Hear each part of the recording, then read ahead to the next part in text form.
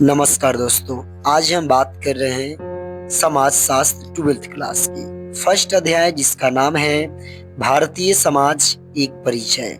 तो चलिए इसे हम स्टार्ट करते हैं। आप देख रहे हैं, आपको स्क्रीन पर दिखाई दे रहा होगा। एक महत्वपूर्ण अर्थ में समाज शास्त्र उन सभी विषयों से अलग है जिन्हें आपने पढ़ा हो। यह एक ऐसा विषय है जिसमें कोई भी शून्य से शुरुआत नहीं करता। सभी को समाज के बारे में पहले से ही कुछ न कुछ पता होता है।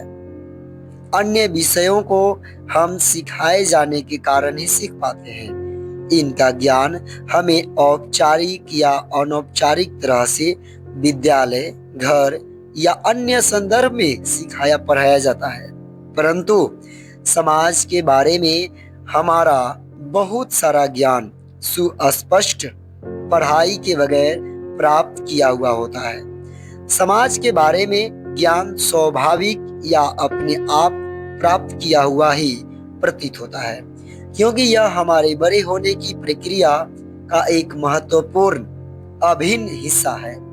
पहली कक्षा में प्रवेश कर रहे किसी बच्चे से हम यह अपेक्षा नहीं करते कि वह इतिहास, भूगोल, मनोविज्ञान या अर्थशास्त्र जैसे विषयों के बारे में पहले से ही कुछ जानता हो, लेकिन एक 6 वर्षीय बच्चा भी समाज एवं सामाजिक संबंधों के बारे में कुछ न कुछ जरूर जानता है।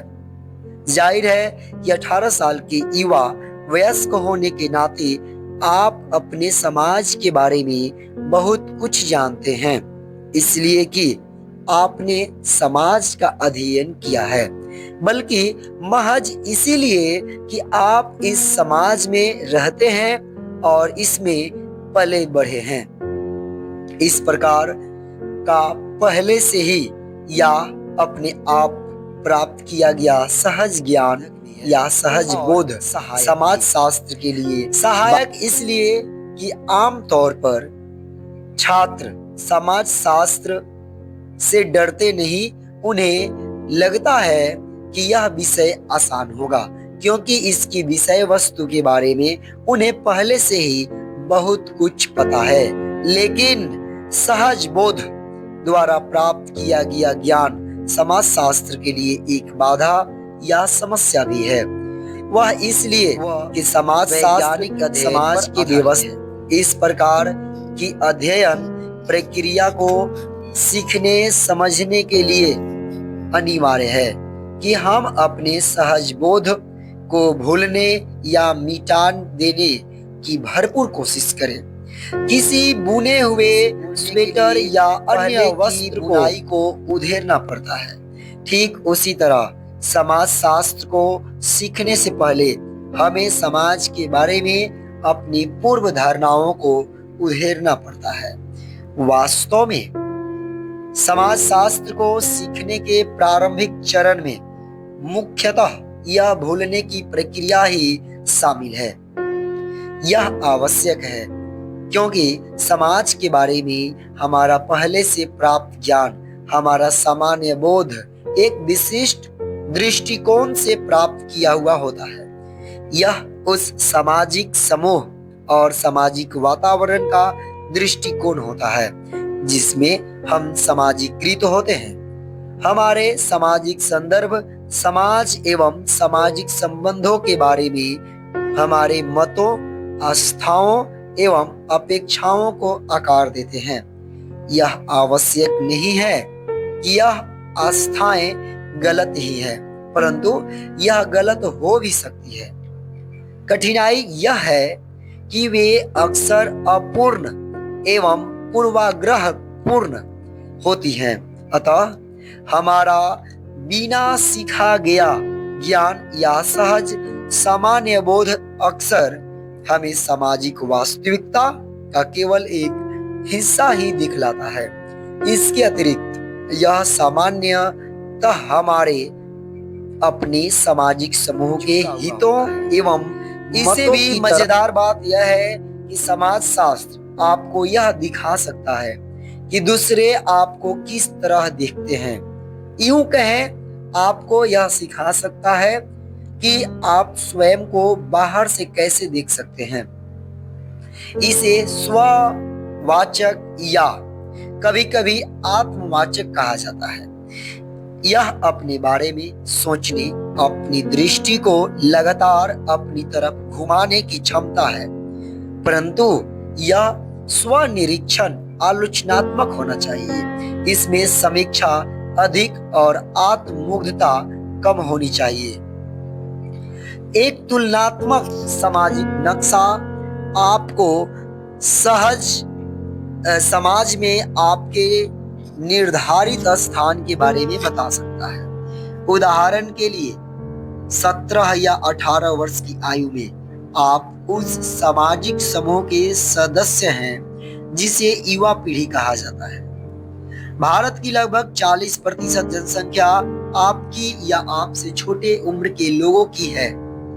आप किसी क्षेत्रीय या भाषीय समुदाय से संबंधित होंगे। आपके माता पिता के व्यवसायिक एवं आप एक आर्थिक वर्ग के सदस्य भी अवश्य होंगे। आप एक विशेष धार्मिक समुदाय, एक जाति या जनजाति या ऐसे ही किसी अन्य सामाजिक समूह के सदस्य भी हो सकते हैं।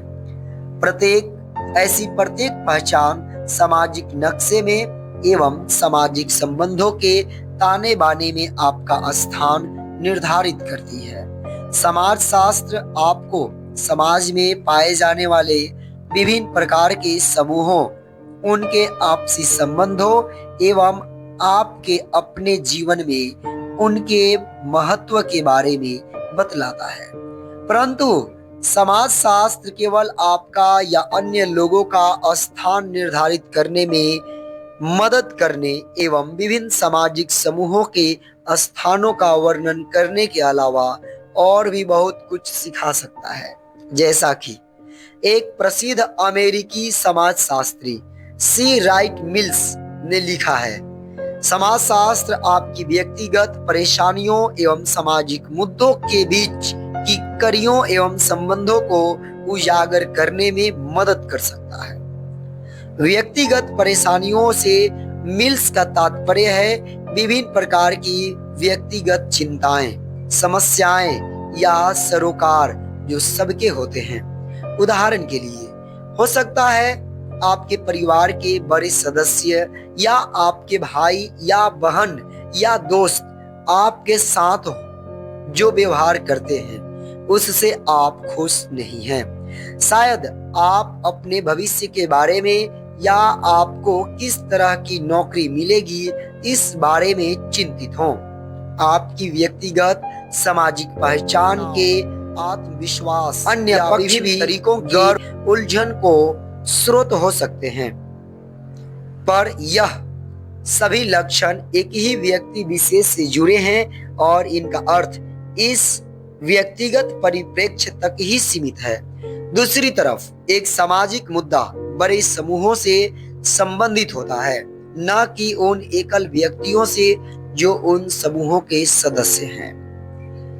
एक परिचय का परिचय ये टॉपिक है। तो इस पाठ्य पुस्तक का उद्देश्य है कि भारतीय समाज से आपका परिचय कराना, लेकिन सहज बोध के नजरिए से नहीं वरन समाज शास्त्रीय दृष्टिकोण से। इस परिचय के विषय में क्या कहा जा सकता है, शायद यहाँ उन व्यापक सामाजिक प्रक्रियाओं की तरफ संकेत करना उचित होगा जो भारतीय समाज को आकार दे रही हैं, जिनके बारे में आप आगे के पृष्ठों में विस्तार से पढ़ेंगे। अगला टॉपिक है कि पाठ्य पुस्तक का पूर्व दर्शन क्या है। समाजशास्त्र की 2 पाठ्य पुस्तकों में से इस पहली पाठ्य पुस्तक में आपका परिचय भारतीय समाज की आधारभूत संरचना से कराया जाएगा और द्वितीय पाठ्य पुस्तक भारत में सामाजिक परिवर्तन एवं विकास की विशिष्टताओं पर केंद्रित होगी। और इसी के साथ आगे बढ़ते हैं। हम भारतीय जनसंख्या की जनसांख्यिकीय संरचना जो कि चैप्टर 2 है इसके बाद पर विचार विमर्श से शुरुआत करते हैं। जैसा कि आप जानते हैं आज भारत विश्व का दूसरा सबसे अधिक जनसंख्या वाला देश है।